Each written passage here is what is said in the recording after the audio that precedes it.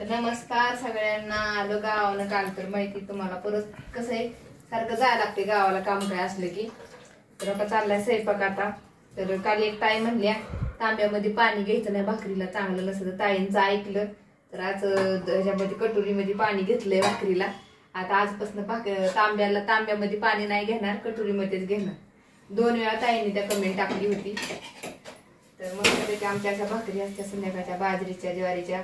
ज्वारी जास्त आमच्या साईडला जास्त खात नाही, भाकरीच बाजरीच लागते. उन्हाळा पावसाळा 12 महिने बाजरीच खातो आम्ही. कधीतरी खाऊशी वाटली तर ज्वारी दळून आणतो.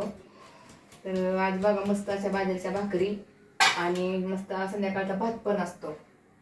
आणि छान कशाची भाजी बनवली बघा आज.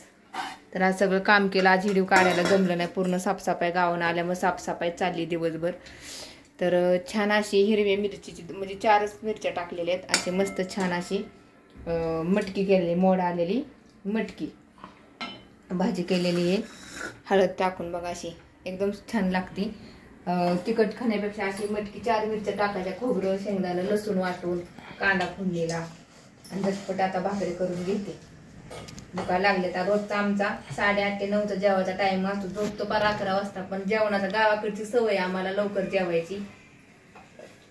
आणि पाऊस तर गेला बघा 2-4 दिवस. मागच्या आठवड्यात धो एक हप्ताभर नुसता रोज पाऊस येत होता आम्हाला. आता बघा कसलाच पाऊस नाही. म्हणलं चला संध्याकाळचं रुटीन आपलं काहीतरी काढून टाकायचं आहे का नाही. तर सगळ्यांनी मस्तपैकी गरमागरम जेवण करायला या. आणि कोणाकोणाला बाजरीची भाकरी आवडते. कोण कोण गावाला आमच्या तिकडं पाण्यामध्येच मीठ टाकतात. ह्या मीठ टाकूनच बाजरीच्या भाकरी करतात. पण आम्हाला तसली सवय नाही मिठाची. पण प्रत्येक तिकडं गावाला आमच्या पाण्यातच मीठ टाकायचे, पीठ मळायचं.